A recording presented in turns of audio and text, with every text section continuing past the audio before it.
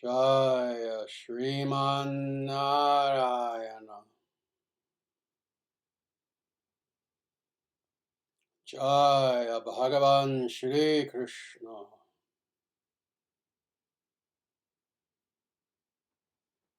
Jaya Shri Guru. Sanatana Dharma Jayate. Dharma Rashtra Jayate.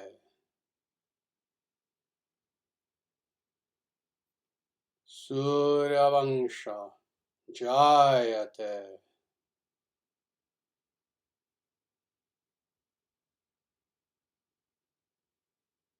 Om Hari Om.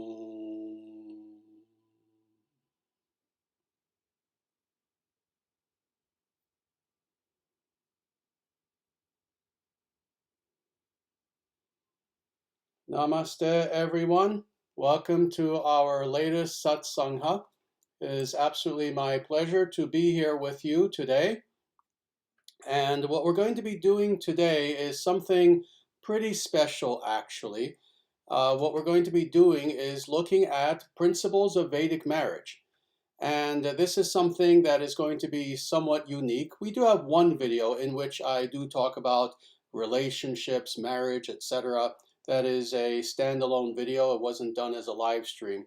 But this is something in which today we're going to truly focus on what it means very practically to have a Vedic marriage. And what we're going to be looking at today very specifically are several verses from Yajnavalkya Samhita, also known as Yajnavalkya Smriti, also known as Yajnavalkya Dharma Shastra.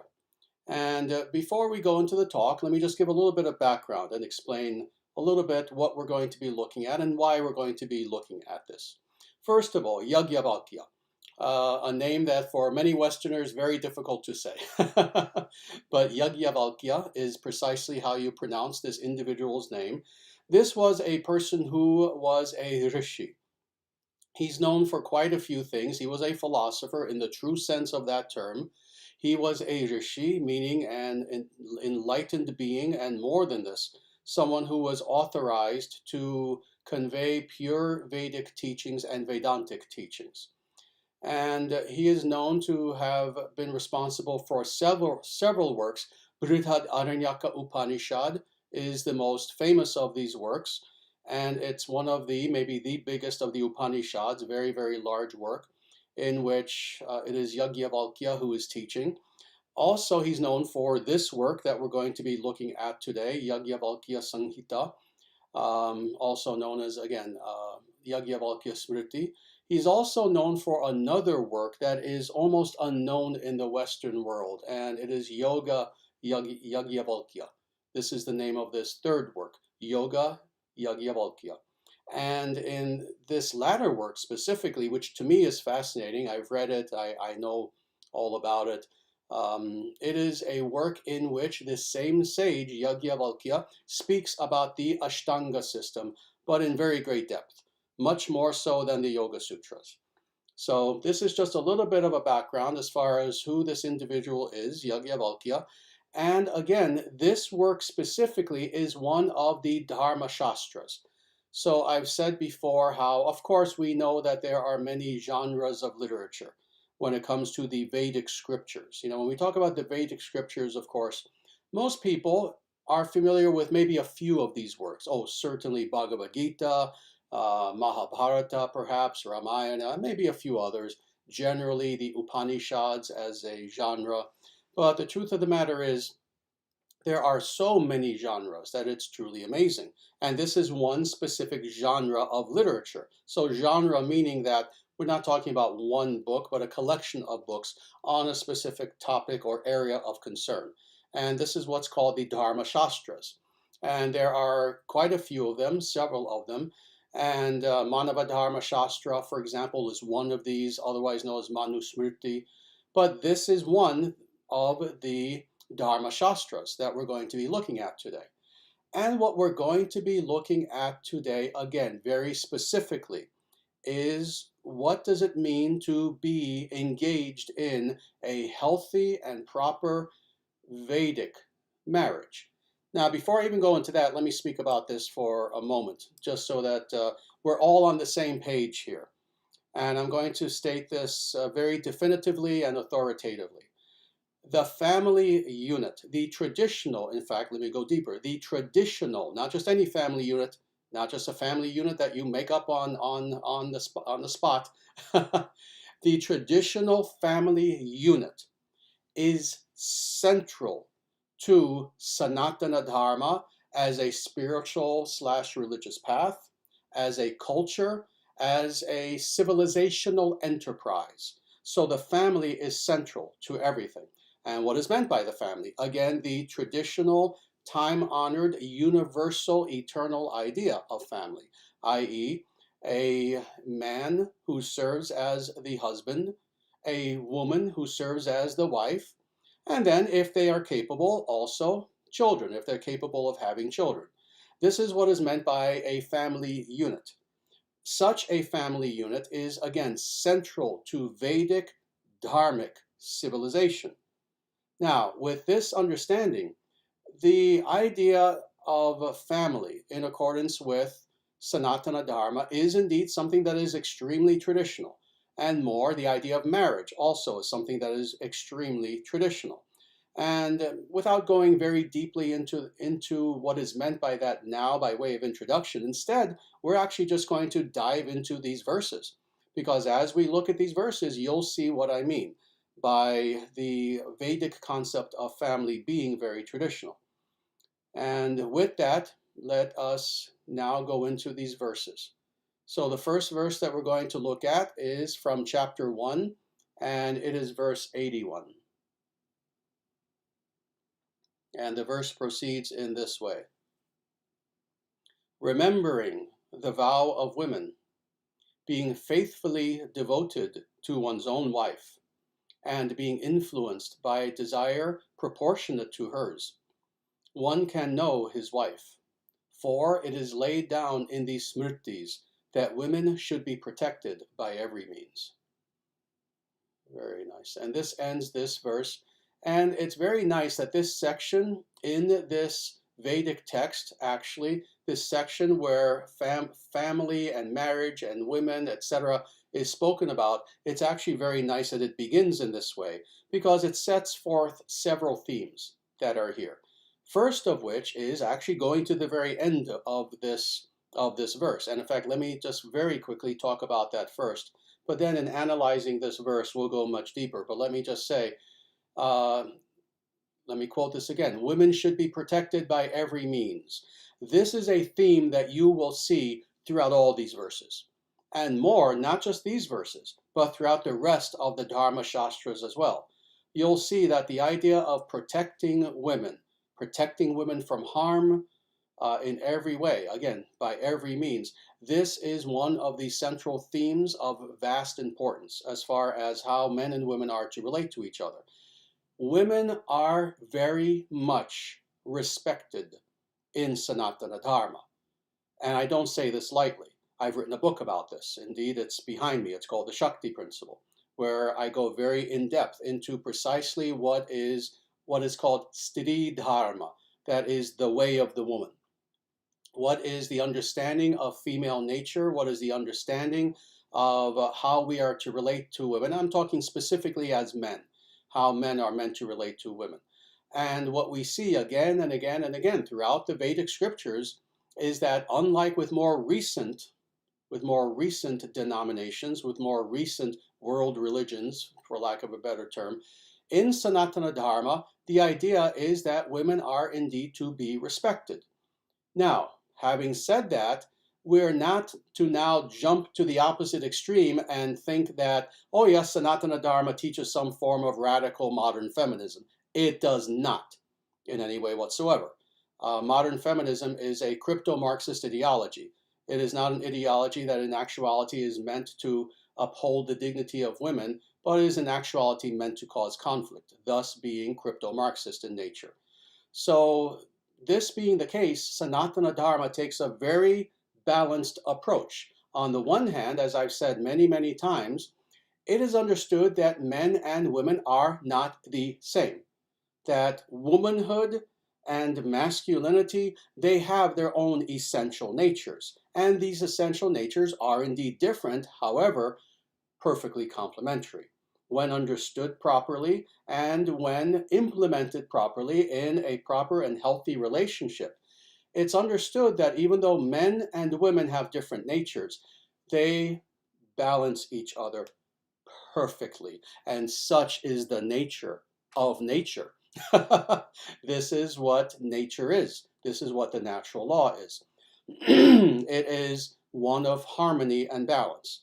So it's understood that men and women are indeed different on the one hand. On the other hand, they complement each other perfectly. And this being the case, it is for this reason very specifically that men of the past, and specifically in what is called Vedic culture, Indo-European culture, Arya culture, whatever you wish to call this, very ancient culture that stretched the entire world, throughout the entire world. It is indeed the case that at one time when Vedic culture was being practiced properly, indeed there was tremendous etiquette, tremendous respect between men and women. A wife respected her husband tremendously, but also vice versa as well. So with all this being understood, this is one of the signs indeed of respect and of love, is protection, to protect. Indeed, when you have children, they are meant to be protected. If you have anyone who you are responsible for, you are meant to protect them, etc. In the same way, when it comes to women very specifically, it is understood that women are meant to be protected in every way. Now, in every way. This means physically, no harm should come to them. This means emotionally, nothing should be done to make women feel bad about themselves or to feel sad or depressed in any way, etc., etc. So indeed, women are meant to be protected in every way imaginable. Now, all that being said, let's now go through the totality of this verse, clause by clause. So let's begin with the very first clause. Remembering the vow of women. First of all, what is being spoken about here is not so much women, but men. This is a verse that's aimed at men. Please keep this in mind. So in other words, with this verse, what is to be understood is that this is how men, how husbands specifically, should view their wives and how they should treat their wives. So even though it's speaking about women, the onus is upon men specifically to do everything that this verse says. So remembering the vow of women. What is meant by this? Well, several things. First of all, indeed, we're talking about marriage. So when a marriage takes place between man and woman, there is a vow that takes place. Everyone knows this. This is the wedding vow. And it will differ in accordance with culture. It's a little bit different, in the Western world than it is in Vedic spirituality, etc.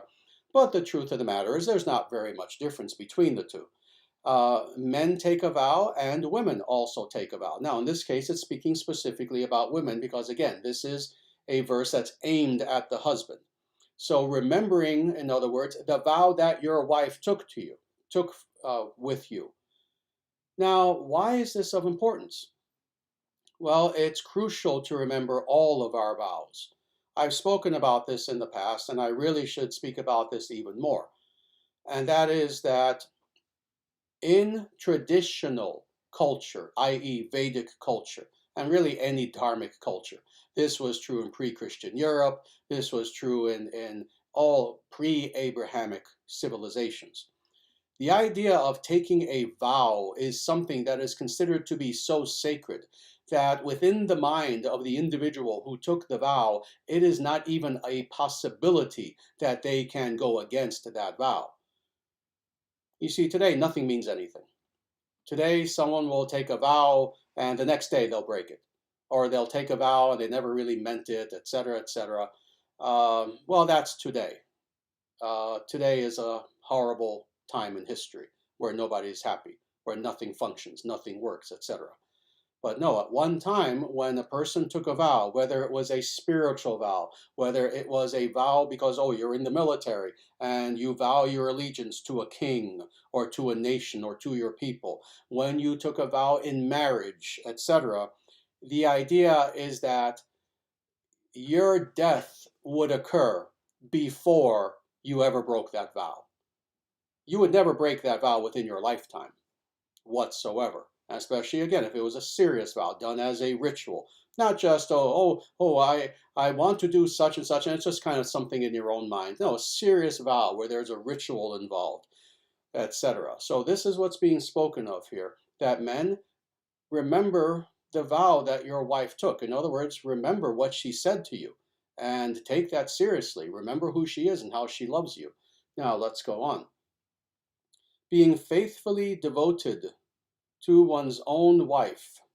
So again, you see how this is speaking to the husband very specifically. Being faithfully devoted to one's own wife. So in other words, radical monogamy. Radical monogamy. Now, was there, were there some kings in the past who had multiple wives? Sure. Well, they were kings. And the kings have a little bit more leeway. Kings represent such a tiny fragment of society that it's barely even speaking about this. But polygamy was something that was a reality, but essentially among kings. So as far as 99.99% of everyone else, monogamy is the standard in Sanatana Dharma, and this has always been the case. So being faithfully devoted to one's own wife, to your wife alone, and that being one wife, and then it goes on, and being influenced by desire proportionate to hers. Now, let me make this very clear and very blunt, because I'm always very clear with these verses. We don't hide anything. What is being spoken of now for the next several clauses is sexuality.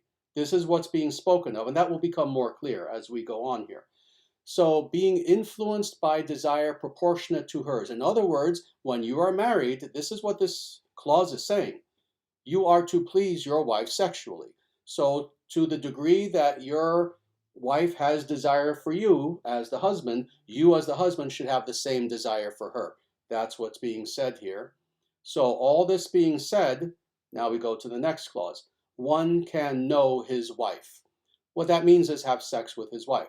That is, the husband can now have sexual relations with his wife. This is a very biblical way of translating this, and let me say this is not my translation. If verses are ever my translation in any live stream, I will tell you beforehand. I make it very clear. This is not my translation, but this is stated in a very biblical way. In the Bible, when it says so-and-so knew X person, it means that they had sexual relations.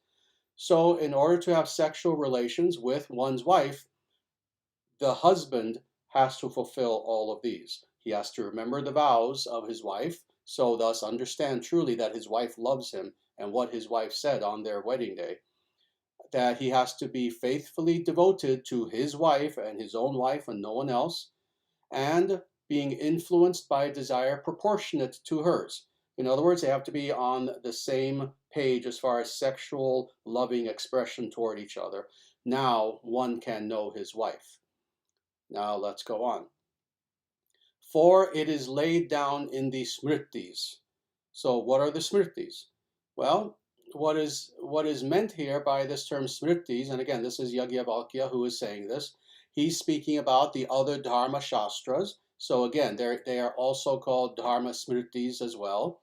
So he is saying here in accordance with the law books, essentially, of Sanatana Dharma, but also any of the Smritis, because Smriti is also a vast category of Vedic literature. So according to this, so thus what is he doing here? He's laying the epistemological foundation for what he's saying. So this is something that is of vast importance. In Sanatana Dharma, we don't merely accept people's opinions. Oh, so-and-so's opinion doesn't sound too bad. It sounds reasonable, so therefore it must be true. No, we don't care how reasonable someone's opinion is. reasonable or unreasonable. What we care about is epistemological accuracy.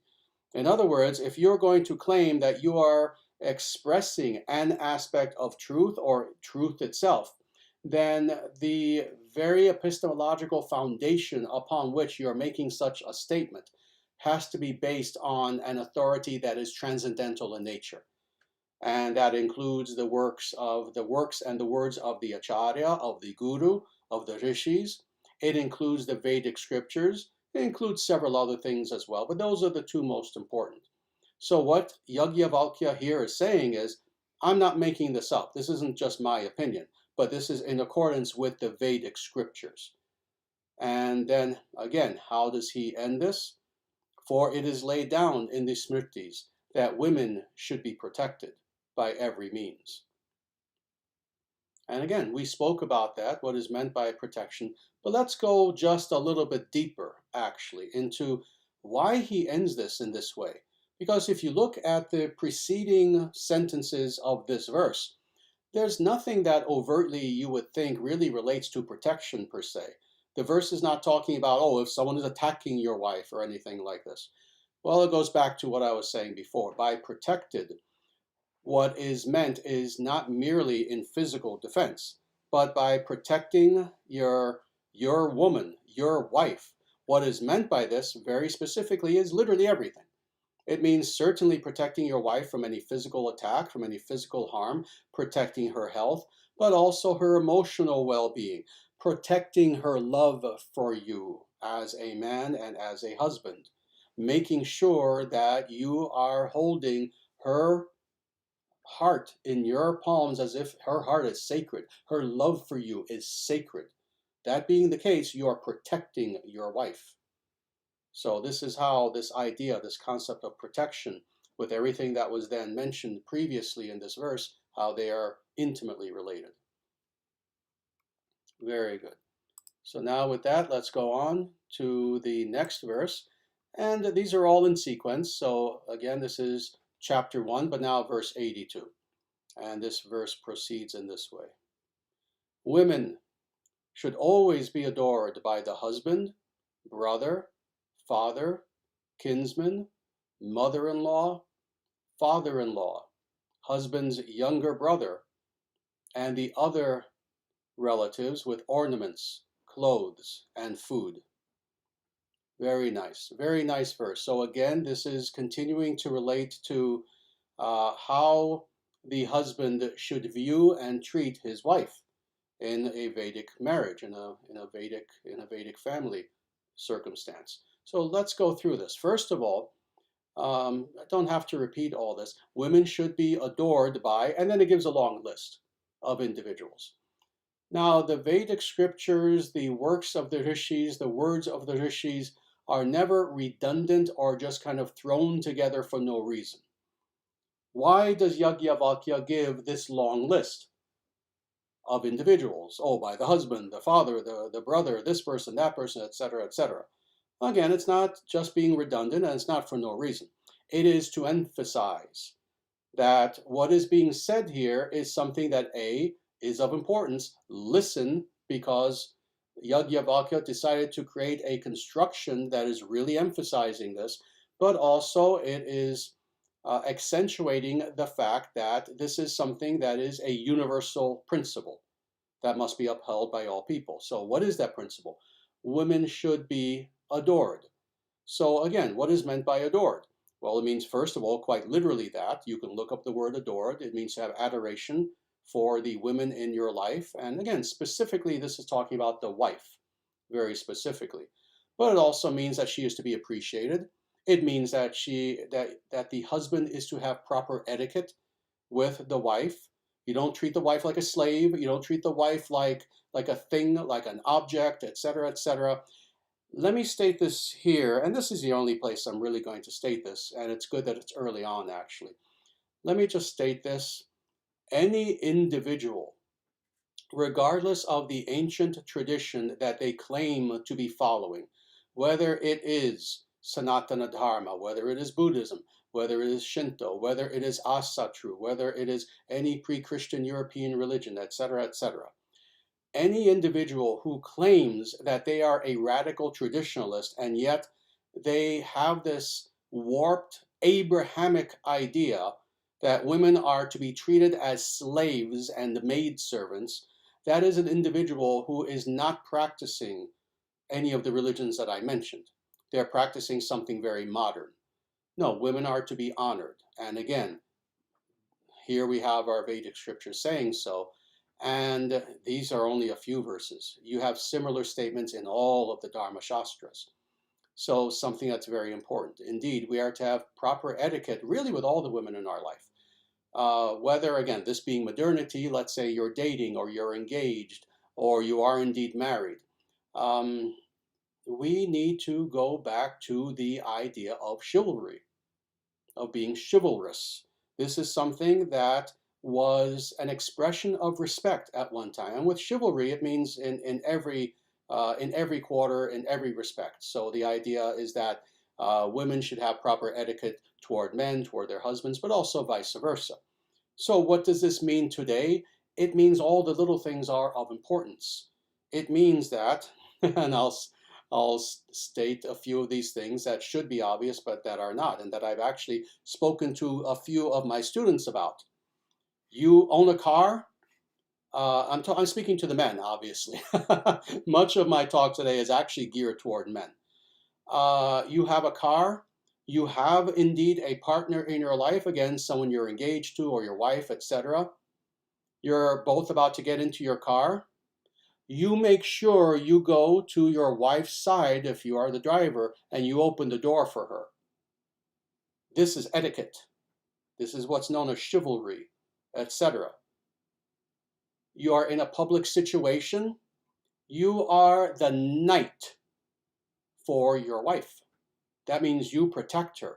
That means you are close to her, you stick by her, and simply in a very non-aggressive way, but in a manly way, you make it very clear with your demeanor to any other men who would look toward her that the two of you are together, etc., etc., etc. Etiquette, chivalry. This is something that as followers of Sanatana Dharma, and again, anyone who claims to be any sort of radical traditionalist, this is something that as noble men we are to uphold in every way. We are to treat our women with adoration. So, very good. Now let's go on just a little bit more with this verse, because it's interesting. Not only does it say that indeed the wife, that women are to be adored by, again, this long list of individuals, etc., but it also says how? With ornaments, with clothes, and with food. Very practical. Very practical, actually. And, stereotypes aside, I think there are very few women who would disagree with this. Ornaments, clothes, and food. They would be very happy to receive from all, all people around them who love them. Very good. All right, let's go on now to the next verse that we're going to be looking at. And again, this is in sequence, so the next verse, chapter 1 and verse 83. Women should keep the household articles in order, be expert in domestic works, contented, economical in expenditure, offering respectful obeisances to their mothers-in-law and fathers-in-law, and be devoted to their husbands. So again, we see how there's this balance that's here. The previous two verses were talking to the husband and telling the husband, oh yes, if you want to be in a healthy, functioning, loving Vedic marriage, well, this is how you should treat your wife. But now we're speaking from the other perspective.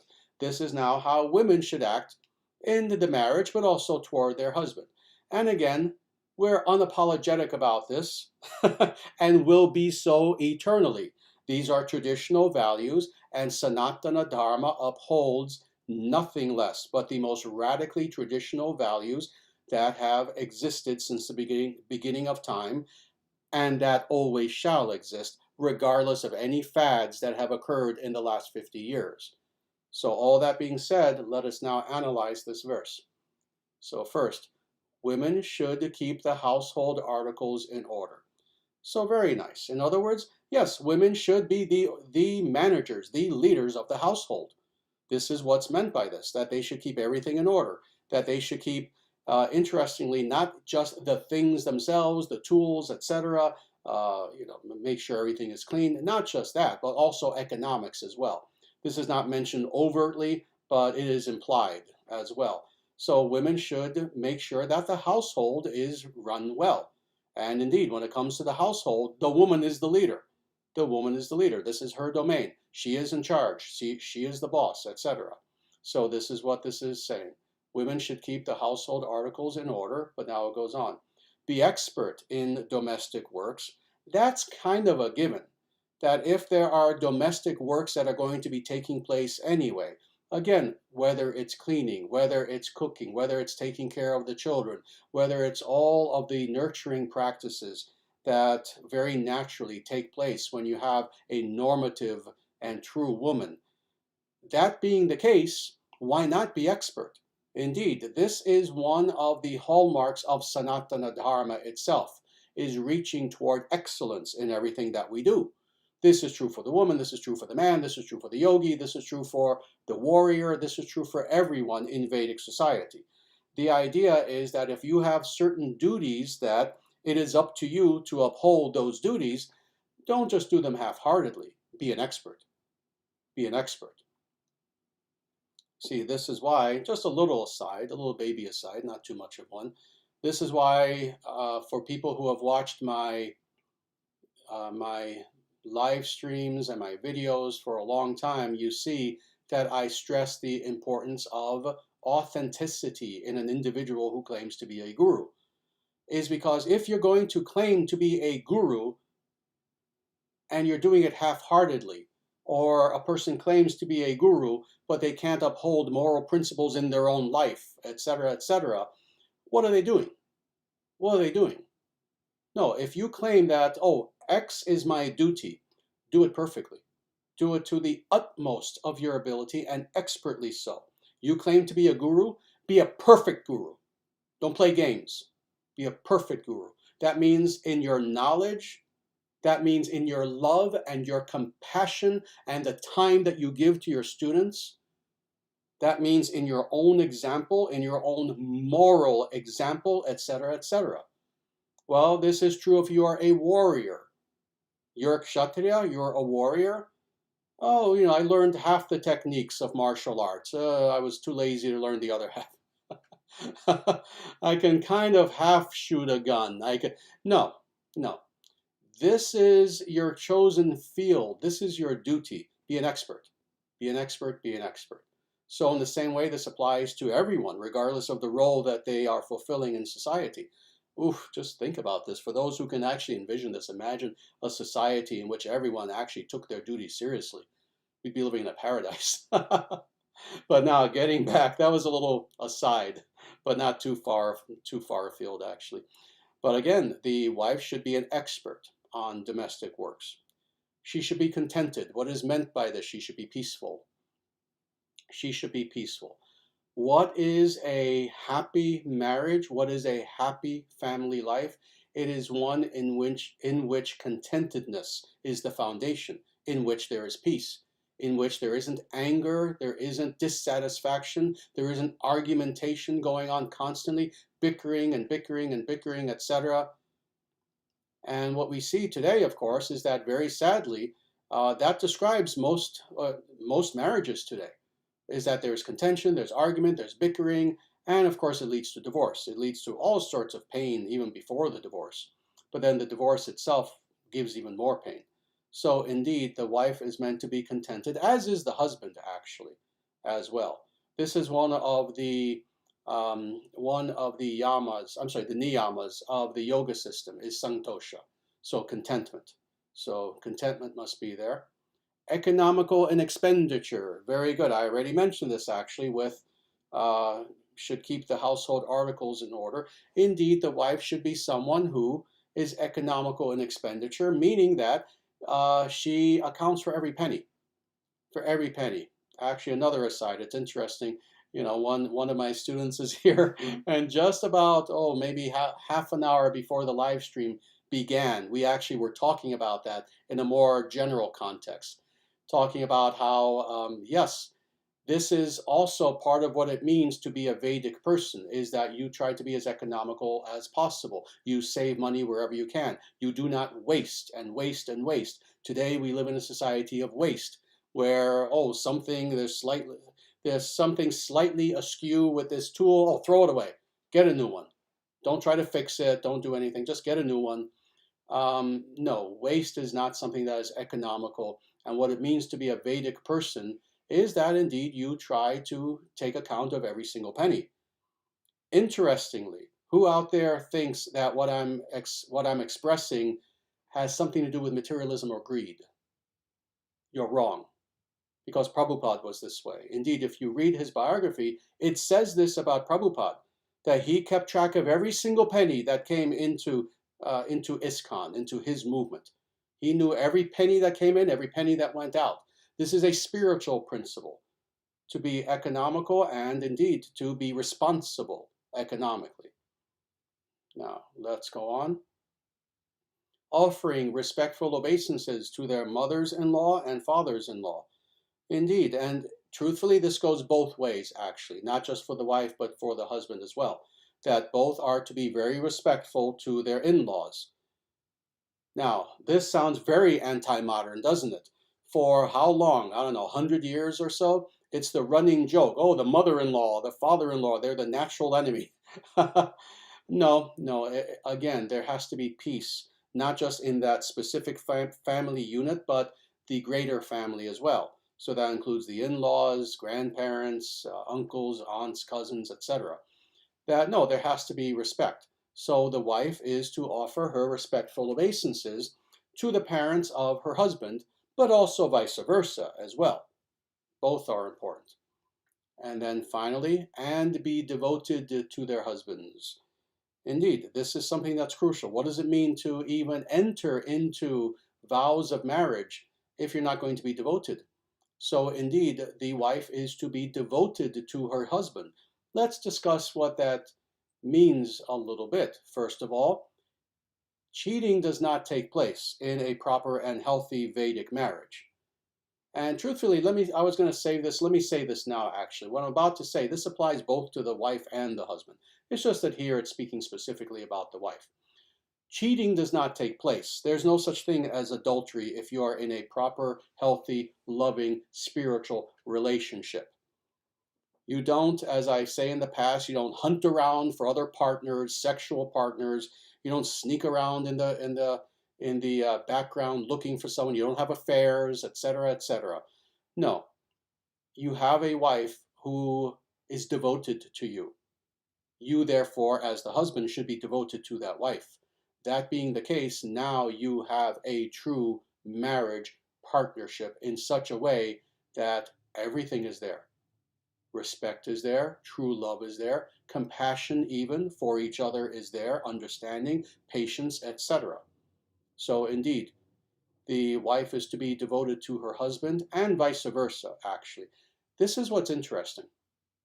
This is how wonderful is the nature of natural law, is that if you have two good individuals, and indeed the wife is devoted to the husband, this being the case, the husband inwardly would practically have no choice but to also reciprocate that devotion toward the wife. And this is how it works naturally and organically. Very good. Let's go on now to the very next verse. And again, this is chapter 1 and now verse 84.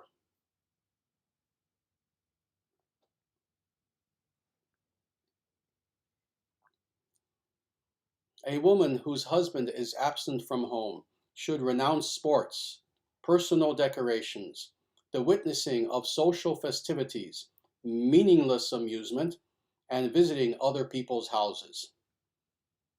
Now, this is very interesting. Some of these might sound ever so slightly controversial to individuals who are brainwashed by modernity, but we're going to go through this, and you'll see how in actuality this is all very, very practical. Could I ask you, could you turn the fan on just a little bit? I'd appreciate it. Very good. Very good. So let's go through this a little bit actually. So now this is talking about the duties of the wife when the husband is not there, when the husband is away for some reason. And when we say away, you know, what we mean is, oh, truly away. Oh, they're on a trip or something like this. They're away on some sort of pilgrimage or some business trip or anything like this. So first of all, a woman whose husband is absent from home should renounce sports. Now, what is meant by sports in this case is not just literally athletic sort of events, but any sort of things that are meant to entertain the person in a titillating sort of way, in addition to sports. So they should not engage in anything like this. That's the first thing. Second, personal decorations. Now, what is meant by this? This is actually much more interesting and important. Why does the wife beautify herself? And there's nothing wrong with the wife beautifying herself. Again, done in the proper Vedic context, this is not anti-spiritual. On the contrary, women beautifying themselves has existed in all throughout the yugas. You know, this existed in the Dwapara Yuga, in the Treta Yuga, in the Satya Yuga. Why would a woman make herself look beautiful if she is married? Well, the idea is that, again, being in a stable, healthy, loving relationship with her husband, the woman decorates herself. She puts on makeup, she takes care of her hair, she dresses very beautifully, etc., to attract one human being and to please one human being with her aesthetic features, and that is her husband. And for that matter, vice versa as well. So again, you know, this also applies to the husband. Oh, the husband will work out, will wear nice clothing, will be well groomed, etc. Not with the idea that, oh, he's married to someone, but he wants to attract other women. No, he does all of this to please one human being on the planet, and that is the wife, his wife.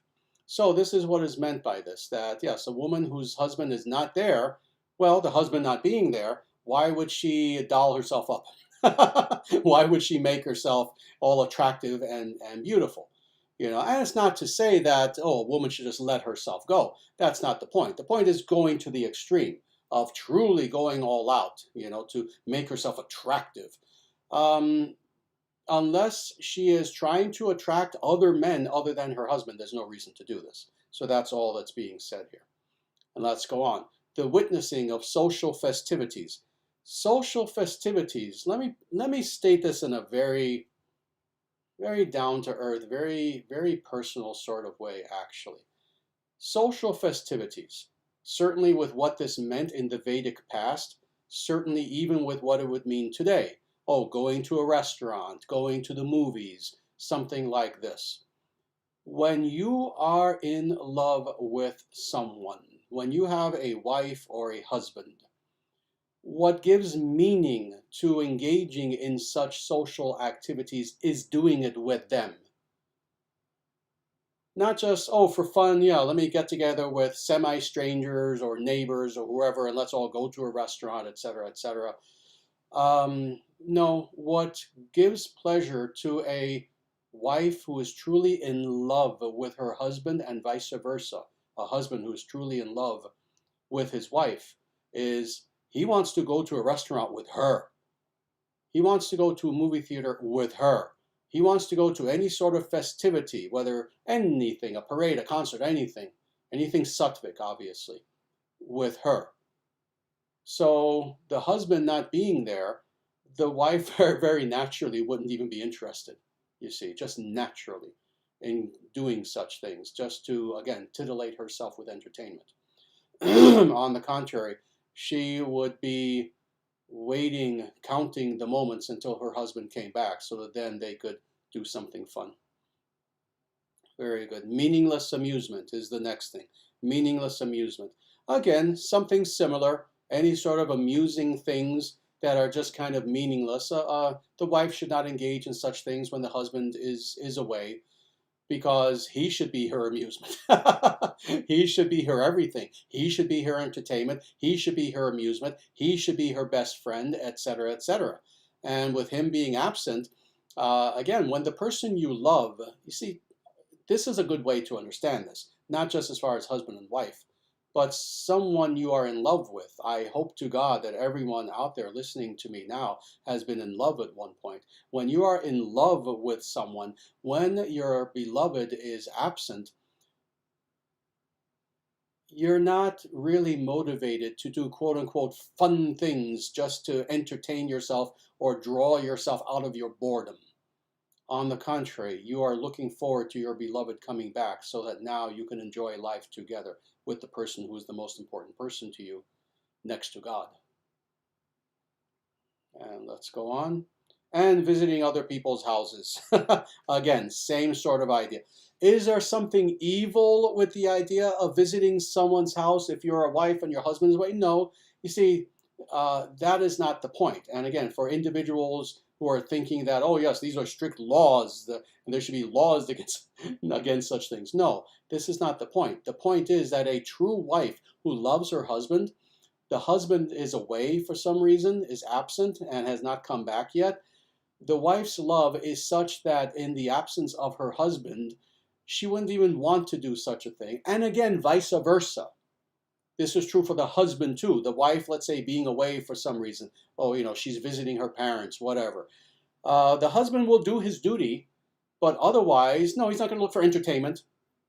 Like, what do people do today in our degraded, degenerate present age of the Kali Yuga? Oh, the wife is away visiting, visiting her parents. Oh, the husband will just go to a bar, get drunk. No, such things don't exist in a true and healthy marriage. And that is the point. Very good. Let's go on now to what is the next verse, which is, again, chapter 1, and now verse 85.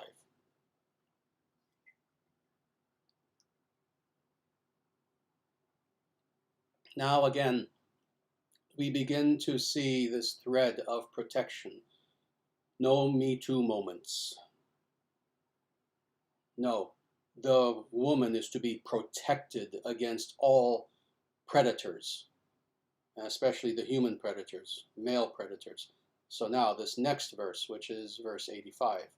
A father should protect a woman when she is a maiden, a husband after she is married, and a son in her old age. In the absence of a legitimate protector, the kinsman should protect her. Unprotected indulgence is not beneficial for womankind. This is actually a very beautiful verse. When you truly think about this with a level head, what you understand is that the woman is seen as the most precious of jewels, as the most precious of individuals, who indeed is to be protected from all evils. And by protected, let's understand what is meant by this. The men in her life are to protect her at any cost to themselves. See, this is not a matter of, dominating women or having control over women. No, what is meant by protection? If someone is protecting you, that means if they are harmed, they will still protect you. It's their duty to protect you. If they lose a limb, they will protect you. If it costs their life, they will protect you. This is what is meant by protection, not a form of artificial control, but love. You protect what you love. So, this being the case, let's go through this. A father should protect a woman when she is a maiden. So, in other words, before marriage, it is up to the father to, of course, protect his daughters. What father in his right mind does not protect his daughters? Well, sadly, today we do have some. Indeed, today we have fathers who don't protect their children sometimes. We see this now in the news every day with many of the degeneracies that are going on in our world today around us. But no, a healthy, noble, courageous, spiritual, good father will protect, of course, all his family, but especially his daughters, the daughters being especially vulnerable when they're much younger. And he will make sure that, indeed, the daughter is protected. Now let's go on. Now, once this daughter, of course, becomes married and is now a wife, a husband will protect her after she is married. So this we've already spoken about. Indeed, that's been This has been the theme of the previous verses that we've looked at, so we don't have to go very deeply into this. But indeed, the husband is someone who is meant to protect his wife. And again, under any circumstances, it should be the case that the wife can be so relaxed, so stress-free, so free of anxiety, so free of fear that she can fully manifest her full personality for the world to see. And why? Because she knows that she has a true man in her life who will protect her at any cost to himself. Imagine the freedom of not having to fear in this way. This is the privilege that the wife should enjoy. So indeed, the husband is meant to protect the wife. And now let's go on. And a son in her old age. So indeed, this was the traditional way of being in traditional cultures. Even somewhat more recently, but certainly in the ancient world, it was the idea that family stayed together. Family was close. You had the family unit, you had extended family, and you protected each other. So indeed, when it gets to the point where the woman is elderly, and let's say, oh, maybe at this point the husband has passed away or something like this, well, it is up to the son to protect that mother again at any cost. That means, if necessary, the mother will move in with the son and his family. It means whatever is necessary, financially, etc. The son now will protect his mother, will protect that woman in her old age. And indeed, what woman who reaches a certain age would not wish to have this be the case? Indeed, this is the nature of love. The nature of love is that if you have family, you take care of each other. Now, let's go on to the next sentence. In the absence of a legitimate protector, the kinsman should protect her. Very nice. So what this is saying, very simply, it's filling in all the blanks, all the scenarios. So let's say that, oh, the woman in her old age, she doesn't have a son. She doesn't have anyone to protect her whatsoever. Well, in that case, it is up to her kinsman. What's meant by that? Her people, her immediate people. And that means certainly extended family, but more than that, the people of the community. You see, at one time, there was something called community in the world. We don't have this anymore. We have a lot of people who talk about community, talk endlessly about community. 99% of talk about community is precisely just that. It's just talk. But sadly, we don't really have community anymore in this sense of the term. Close community, where you know everyone in your community, they all know you, i.e. your kinsmen, individuals who share your genetic makeup, who share your DNA, who are of you and of your people. Now, when you have such a true community, then this being the case, when a woman, let's say, does not have a father to protect her or a husband for whatever reason, or again, she gets to be very elderly and she doesn't have immediate family to protect her, it should be the case that her kinsmen, i.e. her true community, should now rally to her and make sure that she is protected from all harm. Again, this is something we do not have today anymore. We did up until maybe 50 or 60 years ago, and in almost every nation on earth.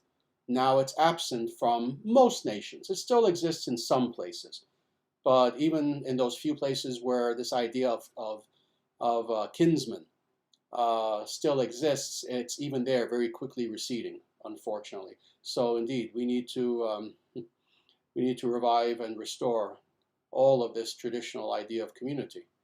And now let's go on. Unprotected indulgence is not beneficial for womankind. Very nice. So what this is saying in ending this verse is indeed unprotected indulgence. In other words, the idea of women not being protected is not beneficial for women. Whether we are radical traditionalists, whether we are radical feminists, etc., etc., the idea, at least vocally, is that we want what is beneficial for women, correct? Well, this being the case, when it is indeed the case that all of those natural institutions that should be there to protect the woman, when it is the case that those are now absent, that those are gone, that those have been destroyed and suppressed as they have been today in 2023, that's not beneficial for women. If there are no institutions that are there designed to protect women, women are going to be in a very bad situation, as they are now, as we know. Women are abused in every way imaginable today. And why is this the case? Because there is no family anymore. I mean, certainly there are some, but not in this radical traditionalist sort of way. There are very few. It's because, again, people don't really quite understand what it means to be in a proper marriage, husband and wife, where you truly love each other, you're there for each other in every way, etc. So everything that we have just been speaking of in these teachings of Yajnavalkya, these are absent today. This being the case, women are in a very precarious situation, abused from every quarter. Well, we want abuse of women to stop. We need to return to, we need to restore these traditional modes of being that upheld the dignity of women in every way, while on the one hand recognizing that men and women are not the same. They have their separate roles, different roles, many overlapping, but still men have their nature, women have their nature.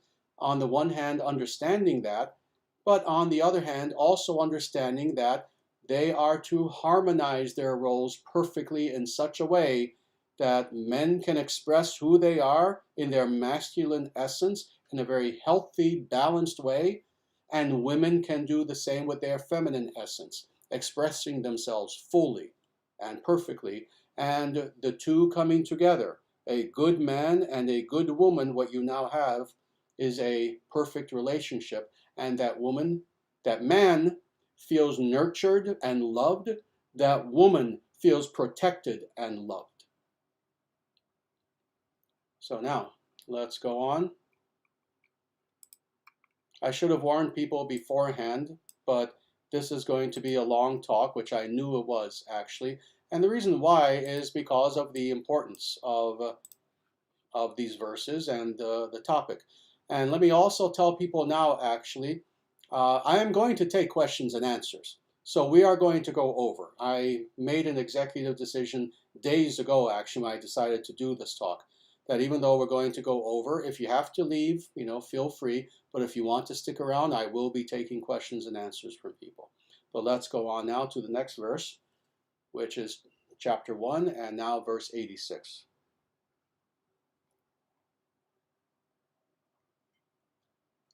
A woman having no husband should be taken care of by the father, mother, son, brother, mother-in-law, father-in-law, or maternal uncle.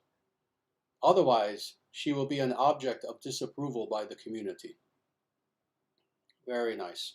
Now, again, let us go through this. This verse is similar to a previous verse, so we can actually go through this verse pretty quickly.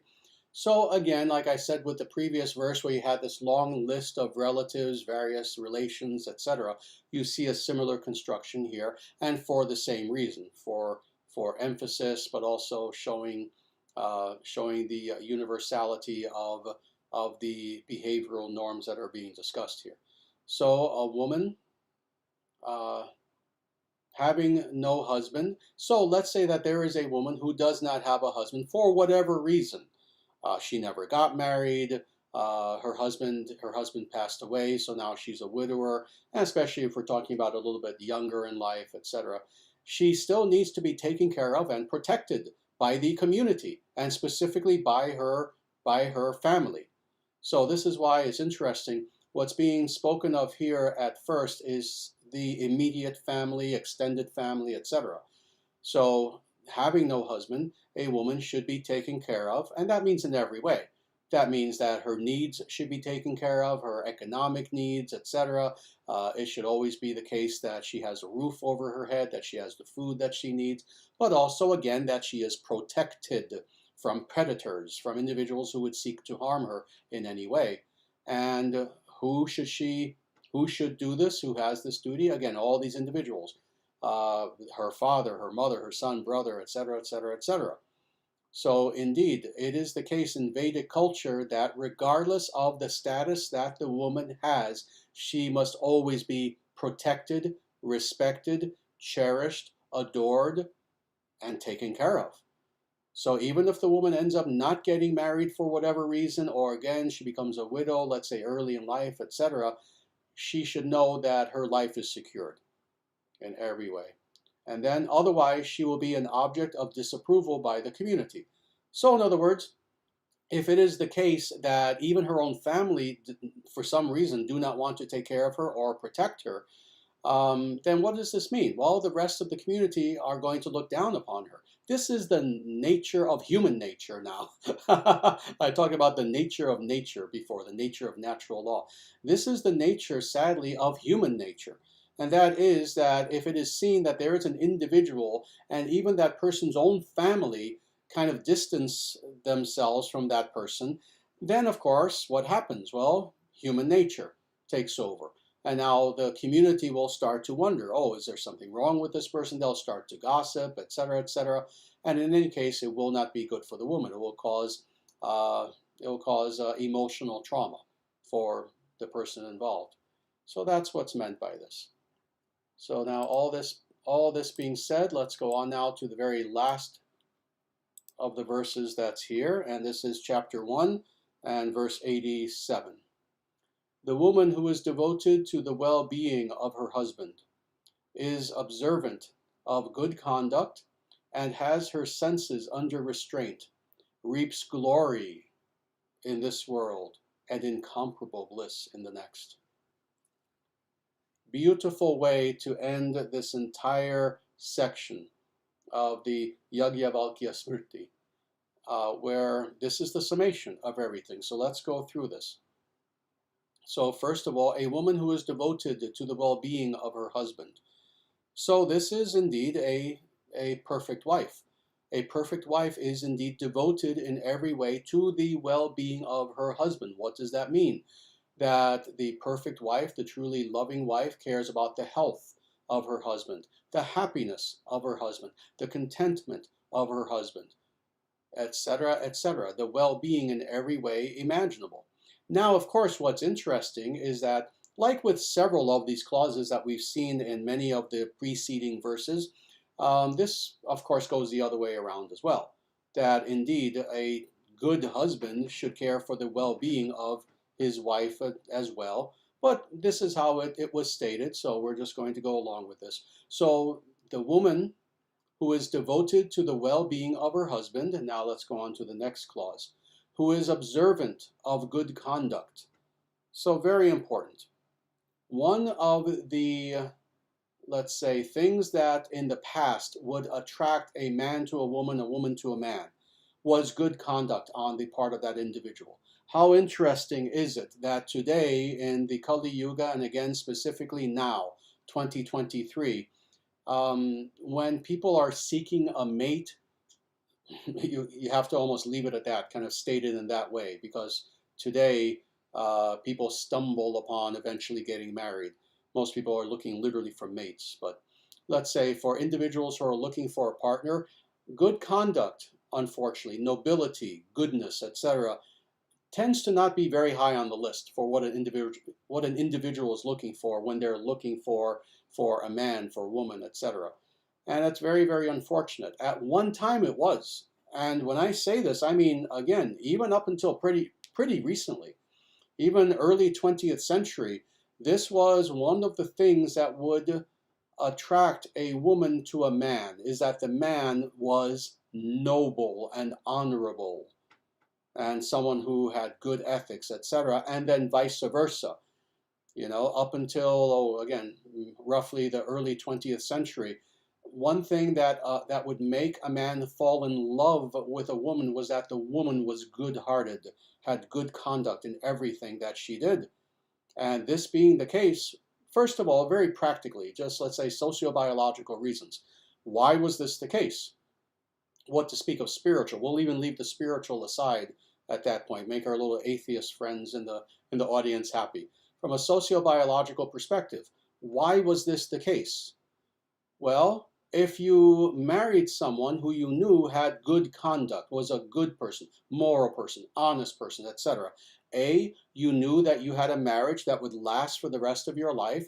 B, you understood that you would have a good mother for your children. And C, you knew that you would have a pretty happy married life because you were now married to someone who was a good ethical person. Your family life would be stable and would be peaceful. So indeed, this is something that people used to look for at a time when people were a little bit less devolved as they are today in 2023. So this is what this is saying here, that a husband should look for a wife, for a woman who is observant of good conduct, who has good conduct. And now let's go on. And has her senses under restraint. So what does this mean? Who lives like a yogi? You see, and again, this applies to both parts. This applies to the wife and the husband. Obviously, the husband also should be living like a yogi, a grihasta yogi.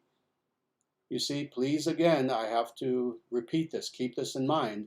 When we talk about living the lifestyle of a yogi, i.e., a consciously spiritual individual who engages in daily spiritual practice, you can be married and do that. You can be married and be a yogi. So indeed, when it comes to marriage, a husband and a wife, both individuals should be in control of their senses, in control of their mind. They should have self-discipline, etc. In other words, they should be living the life of yogis. And indeed, Yajnavalkya would know his wife was Gargi. He had his own wife, as well as did the vast majority of the rishis. You can be married and be a yogi simultaneously. Now let's go on. The woman who does all the above, the things that we just said in this verse, but then really in all the previous verses as well, reaps glory in this world and incomparable bliss in the next. Very nice. Let me read this again and see if you can see where I'm going to be heading with this. It should come to you very naturally if you have been watching my videos for some time.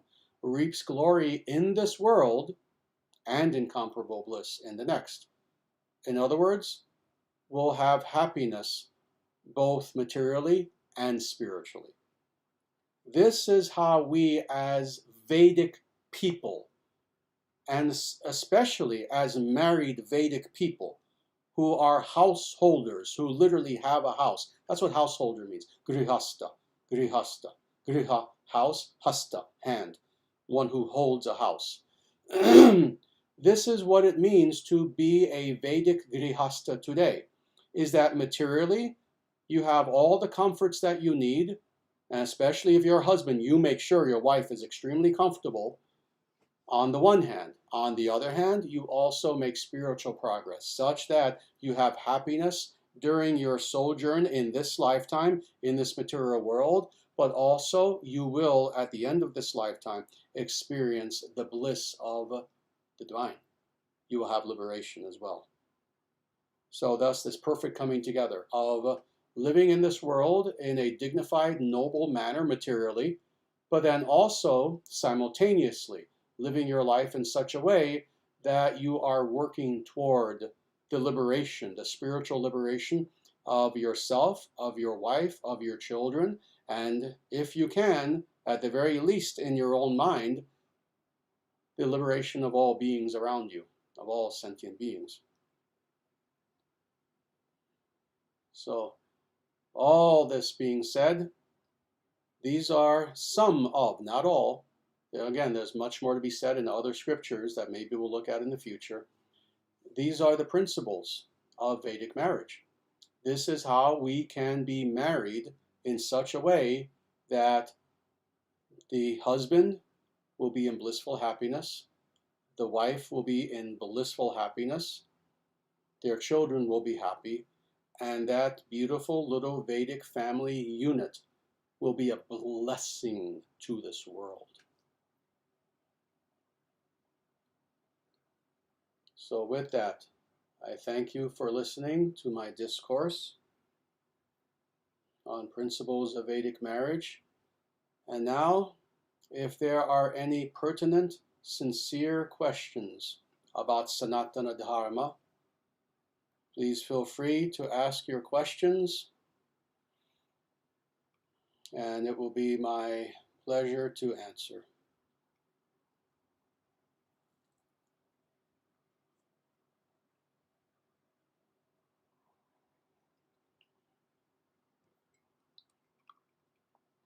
And I see the beginning of a question here, and I say the beginning because it's there's a number added to it, 1, so I assume that there will be more to this later. And this is from Robin. Namaste Acharyaji. Is it bad to feel very extremely attached to the Guru, even if one has never met him in the flesh, to the point of feeling afraid of him, yet still trying to approach him even? You should never feel afraid of the Guru. First of all, let me state that. That is not a healthy relationship. You should have enormous respect for the Guru, and sometimes the two can be artificially conflated. They're not the same. You should have enormous respect for the Guru, even awe and admiration. That's fine. Fear, no. You should never have fear toward the Guru in any way. The Guru himself, of course, should never do anything to instill fear in the hearts or minds of his students, of his disciples. And that being the case, yes, it's actually not healthy to feel actual fear toward the Guru. That's certainly not good. But then you ask, is it bad to feel extremely attached to the Guru, even if one has never met him in the flesh? No, that is not bad. It is actually something that is encouraged. We should feel tremendous attachment to the Guru, whether one has met him or not, interestingly. I'll give you the example of myself with Prabhupada. I saw Prabhupada from a distance when I was 13, I believe. I didn't meet him per se, not at all. He was, I don't know, 150 feet away, something like that. I certainly didn't meet him, speak with him, or anything like that. And my attachment to Prabhupada, my love for Prabhupada is indescribable, actually. He's one of the greatest inspirations of my existence. So whether you have met the Guru, not met the Guru per se, no, it is always a very good thing to have attachment to the Guru, and especially to the teachings of the Guru as much as possible. So that's a good thing.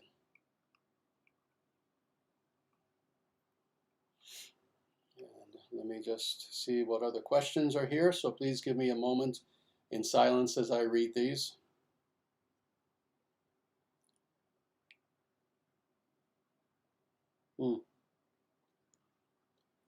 Good question, dealing with what we were speaking about today from New World Over. And it is Namaste, Sri Acharyaji. You've spoken in the past of a mini golden age that is to commence soon.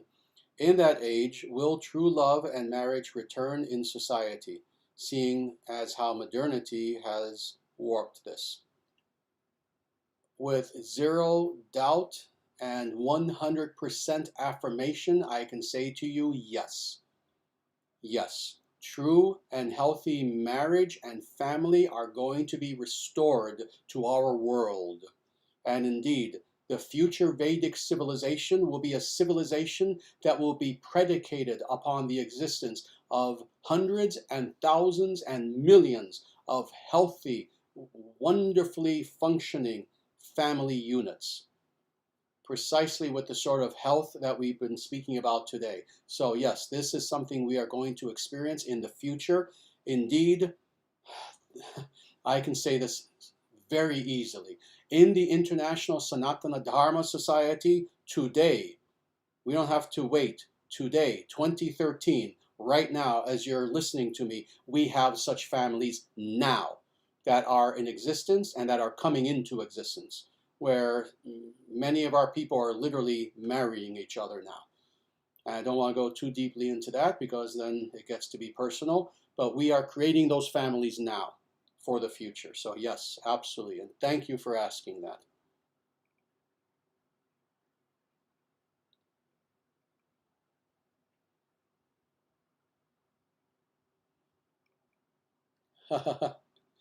Very nice. Very good. Here's a nice question from Berserker. Namaste, Sri Acharyaji. I hope you are in good health. Thank you very much. Likewise. If or when you practice Sankirtans at the temple soon, please, if it is all right, will you ever consider recording one and posting it on YouTube? Interestingly, yes, we do have kirtans here. We have not purposefully recorded one. There are some recordings of me leading kirtan, but as far as if you mean an actual video recording, to my knowledge, we haven't done that. We will, now that you have suggested it. Next time that we have a beautiful kirtan here at the temple with instruments, but we do kirtan the way kirtan is traditionally done. Karatalas, mridangam, we have harmonium. Karatalas, I believe we have maybe 8, 9, or 10 pairs here at the temple. So yes, we have everything. We do indeed do kirtan, beautiful kirtans. The next time that we have one, I will ask that it be recorded, video recording, and we will put that up on YouTube. So thank you for asking that. And if I forget or it doesn't appear soon, just remind me. But I think I'll remember that. Very good.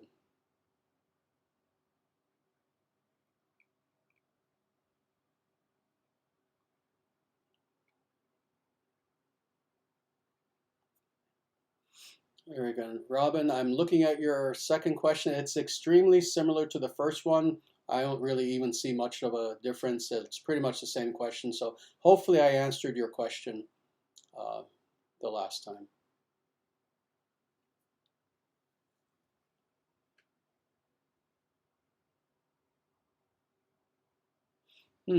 Very nice. Very good question. Here's another question from Berserker, actually.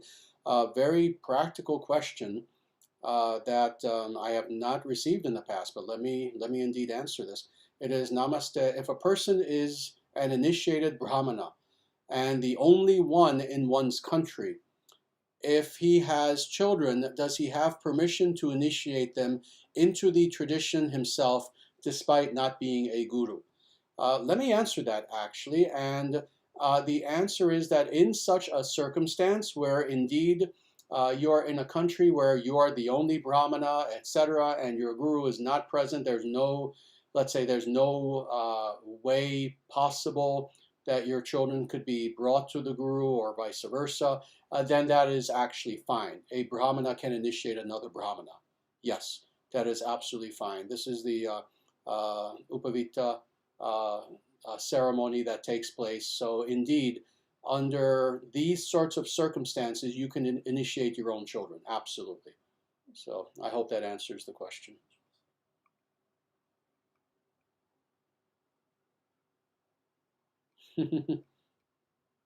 Very good. Stuart Lewis asks, good conduct is protection in itself, yeah? Yes, it is indeed. Yes, that's a good question. And indeed, uh, again, envision a society in which all beings, all humans engaged in good conduct. That would be the greatest protection.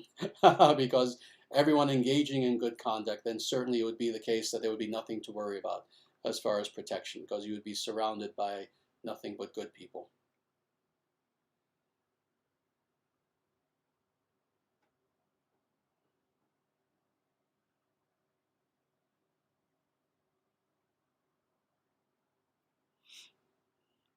Very good.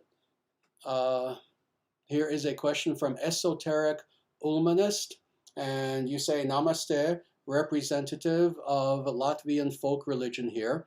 Do you consider our traditions of marriage legitimate from a Vedic perspective, even though we currently lack such gurus, quote unquote? Just to be sure that I understand your question perfectly, and I think I do, you're speaking about not the Vedic community, but you're talking about your community of the Latvian folk religion. So you're asking if marriages in that religion would be legitimate, even though you don't have gurus per se. Let me say this actually. When it comes to wedding ceremonies, it's not necessary that the guru perform the wedding ceremony. You simply have to have a priest. And it seems like a few people have that misconception, actually, that only the guru can perform a wedding ceremony. No, traditionally, the guru can. actually. I myself have performed several wedding ceremonies. I'm hoping to do about 10,000 more in the immediate future. But no, it's not necessary that only the guru can do a wedding ceremony. Anyone who is recognized as a priest can do a wedding ceremony. So therefore, in the Vedic tradition, any Brahmana can do a wedding ceremony. That's one of their duties, actually. So this being the case, sadly, I'm aware of the Latvian pre-Christian religion. I'm not an expert on it, however, so I don't know how many priests you have, what their qualifications are. But if you have priests, then I would think that they certainly would have the ability to do legitimate marriages and wedding ceremonies. That should not be a problem at all. Again, you don't need gurus to do the ceremony. Any priest can. So I hope that answers the question.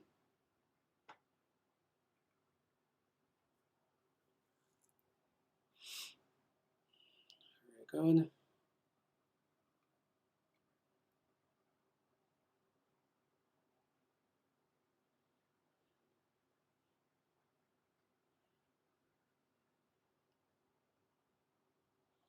Very nice.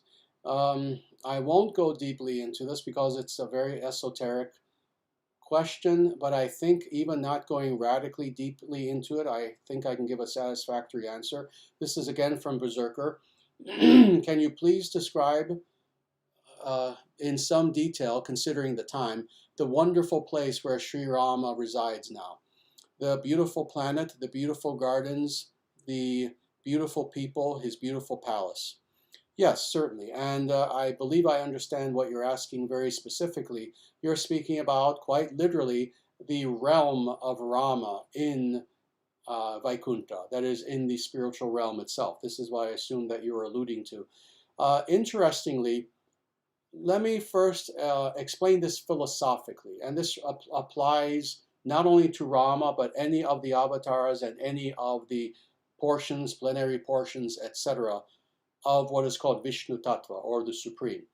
We need to understand this not in an anthropomorphic sense, but a theomorphic sense. In other words, what you would find if you were to A, achieve liberation, and B, if you were to then, as a devotee of Rama, find yourself in the realm of Rama, in the spiritual world, what you would find would not be a replica of the places of his pastimes in the material world, but it's actually the other way around. The relationship has to be understood that Ayodhya, as it existed, and the places of Rama's pastimes in the material world were themselves a reflection of Rama's abode in the spiritual realm. So, that being the case, let me give you a reading assignment. To understand what Rama's realm is like in the spiritual realm, simply read the Ramayana, read everything that is there descriptively of the world of Rama as it existed in the material world, but then multiply the beauty, the grandeur, the bliss of that realm infinite fold. And that is the realm of Rama in the spiritual world. Read about the palaces of Rama in Ayodhya, read about the gardens, read about everything of beauty, but then imagine that expanded infinite fold. Not 100-fold, not a billion-fold, infinite fold. That is the realm of Rama.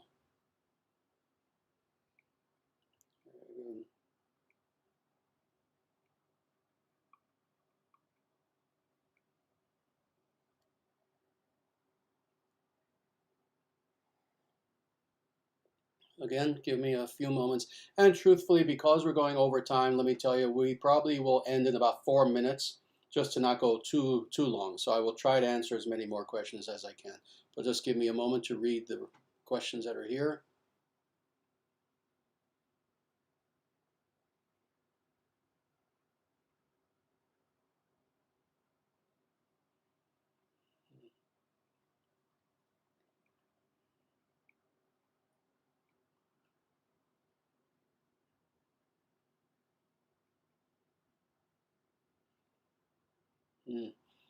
Good. Here's a nice question from Blue Suzaku, and it is Namaste Acharyaji. Given how we are to fulfill our duties, what should we do when we don't know what to do with ourselves? What duties to do or how to provide for ourselves in the material sense? Excellent question, actually. So, wanting to do the right thing, when an individual finds themselves in a situation where they want to do the right thing, but they're not quite sure what to do right then and there, what should they then do? Well, let me answer this in a very practical way. Wherever you find yourself, uh, there will always be situations for positive growth on every level of who you are. Seek those out. First and foremost, certainly spiritually. This means if you are doing daily meditation, let's say you've done your daily meditation, let's say you have free time, meditate more. It means study the scriptures more. It means do everything spiritual that you do, but even more. But that's just spiritual. Truthfully, as I said, this applies to everything in your life. If you find that indeed you have some time, but you're not quite sure what to do right then, that would be good conduct, etc. Go to the gym, lift weights, exercise, go for a walk, go into nature. It means, do you have a garden? If not, if you have land, even a little bit, if you have a little yard, anything, if you even have an apartment, let's say, and you have a balcony and you can just have, some nice boxes in which you can grow some things, tend to that garden. It means help people as much as possible. It means take the messages of Sanatana Dharma. It means take everything. Take our videos, the links to our videos, links to our books. It means take memes that we have. The ISDS has hundreds and hundreds and hundreds of memes that people very nicely spread all over the world. Take all of these things. If you're going to do things on your computer, yeah, don't waste your time surfing. Surfing. No, instead, use your computer, go onto social media to spread the message of Dharma, and in that way help other individuals. How many people here are there who, previous to learning about our channel or maybe our books, you knew little to nothing, or even if you did, you didn't have that sense of direction spiritually? But then somehow or other you discovered us. You discovered the International Sanatana Dharma Society, and now your life is going in a good direction. Imagine how many other people, thousands, just one of you, potentially thousands of other people you can help in the same way, who right now, maybe they are spiritual searchers, but they have no idea where to go. You just share a URL somewhere on someone's, some other person's, let's say, YouTube chat or something like this, or on Facebook or some forum, some group, some Discord server, etc., etc. Share all the messages of the ISDS with people where appropriate, and in this way you will be helping others. So again, in so many ways, again, spiritually, materially, learn how to cook. You already know how to cook? Learn how to cook better. Learn new recipes. Learn beautiful, delicious vegetarian recipes. Look around your house, around your apartment. This is something that needs to be fixed. And I can go on, you see, infinitely. But wherever you find yourself, make sure that if you don't know what to do, look around and do something good, anything good.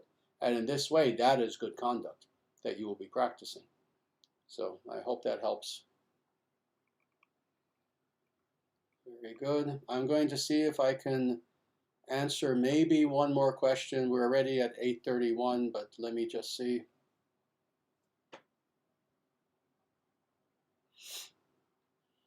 Let me answer this actually. Give me 1 second actually. Maybe I'll ask, maybe I'll answer 2 questions very quickly actually. The first one is by Jason, and it is Namaste Acharyaji. Should members of the ISDS only marry fellow practitioners of Sanatana Dharma? Let me answer this in this way. Because unfortunately, again, with more recent religions, they seem to have a lot of dogmas that you're simply expected to follow for their own sake alone. Whereas Sanatana Dharma, we believe in ethics, morality, virtue, etc., but it also corresponds with practicality as well. So let me say, oh, there's no hard and fast rule that ISDS members should only marry ISDS members. You know, it's not that, oh, if you marry someone who is not, oh, we're going to shun you or something crazy like that. No, not at all. But practically speaking, of course, it would be better for you. It certainly would be better if, as a serious follower of the ISDS, if you could follow someone else who either already is or who is open-minded and good-hearted enough that you can help to make them into a follower of the ISDS, because it will just lead to more commonalities that you have. And as I've said many times, especially spiritually, the idea that, oh yes, if the two partners, the husband and wife, if they have two completely different religions, one is a follower of Sanatana Dharma, the other one is a follower of whatever, some Abrahamic religion, oh, it doesn't matter. No, it's very important that there be concordance when it comes to religion, because it leads to a lot of headaches if that's not the case. So yes, again, it's not a hard and fast rule of the ISDS, but it would be in your interest to certainly try to marry someone who either is already a follower of Sanatana Dharma or who you can cultivate into becoming a follower of Sanatana Dharma.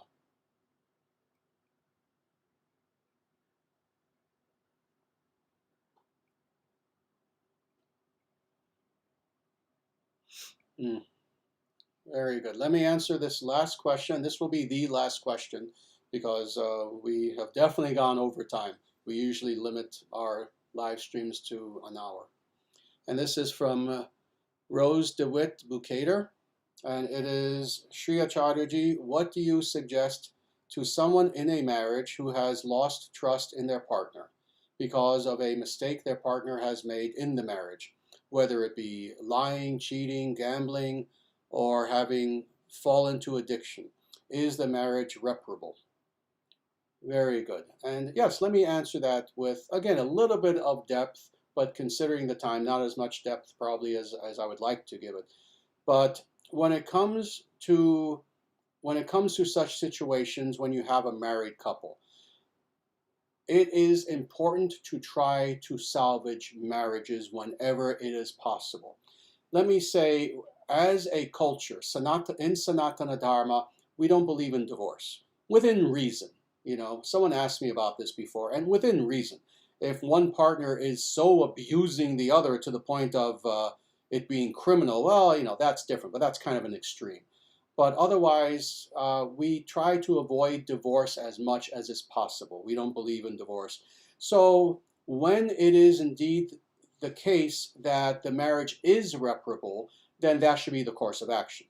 And now let me back up and let me explain what I mean by if it is reparable. Because ultimately it depends on the virtue of and the integrity of the two individuals involved. So in other words, if you're talking about two truly good individuals who otherwise they've had good conduct, they're sincere, they truly love each other, but something bad has happened, but the two still very much love each other, they should work on their marriage as much as possible. If they have children, definitely that is the case, that they should do everything that they can to work on their marriage. So yes, even if something bad happens and one of the partners ends up doing something bad, something wrong, something they shouldn't have, if that is someone who's recognized as a good person overall, that person should be forgiven. They should move on and they should do whatever is necessary to repair their marriage. And if that means seeing a real therapist, no, not an atheistic Freudian psychoanalyst who's going to make your problems guaranteed worse.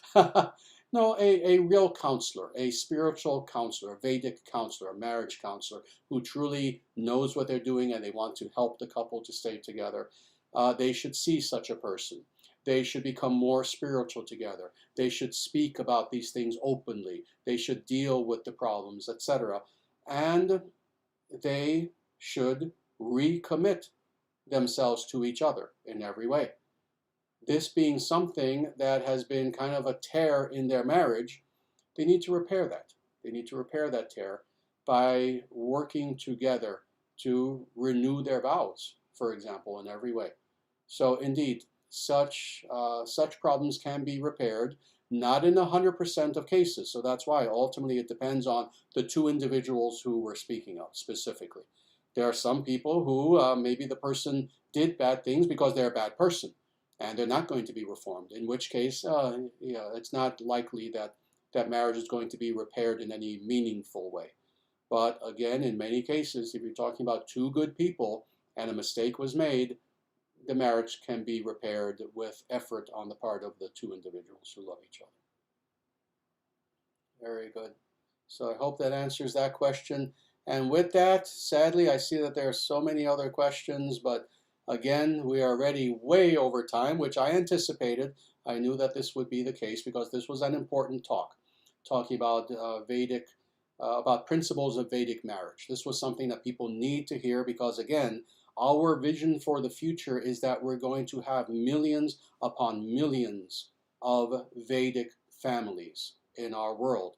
This being the case, it is important that people understand and have some guidance on what it means to be in a good marriage, a spiritual marriage, a marriage truly, truly based on love. So with that, I thank you all very much for being here with me. Please join us again next Monday. As you know, we do this every single Monday. Next time you come, next Monday, bring some friends with you. Spread the link around, etc. The more people who are here for these wonderful live streams, the better. And with that, namaste. Jaya Shriman Narayana. Jaya Bhagavan Shri Krishna. Jaya Shri Guru. Sanatana Dharma Jayate. Dharma Rashtra Jayate. Surya Vangsha Jayate. International Sanatana Dharma Society Jayate. May Dharma be ever victorious. Evam Bhavatu. May it be so.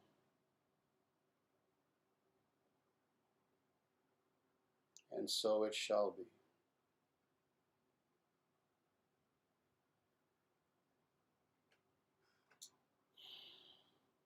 And with that, everyone, until the next time that we get together next week, I ask you all in every way that you please take very good care of yourselves.